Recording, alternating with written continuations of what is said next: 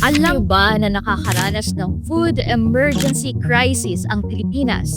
Alam niyo rin ba na ang Pilipinas ang nangungunang rice importer sa buong mundo noong nakaraang taon kahit na napakalawak ng lupang sakahan ng bansa?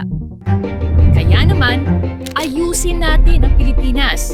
Nais ni Pastor Apollo C. Quiboloy na isulong ang panukalang batas na tinatawag na Philippine Food Security Enhancement Act na layuning tugunan ang problemang ito.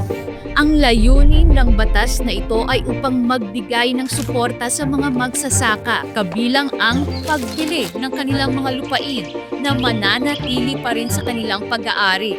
Kasama rin dito ang pagbibigay ng kapital para sa tractors at fertilizers upang mapalago ang kanilang produksyon. Mahalagang bahagi rin nito ang pagbuo ng mga infrastruktura tulad ng mga warehouse at farm-to-market roads. Binilang na ni Pastor Apollo C. Quiboloy ang bilang ng mga ektaryang palayan at toneladang bigas na kayang maproduce araw-araw, buwan-buwan at taong-taon upang matugunan ang pangangailangan ng 120 milyong Pilipino. Ito ang adhikain ni Pastor Apollo C. Quiboloy na magkaroon ng seguridad sa pagkain at matulungan ang mga lokal na magsasaka. Para sa mas maunlad at progresibong Pilipinas, number 53 sa balota.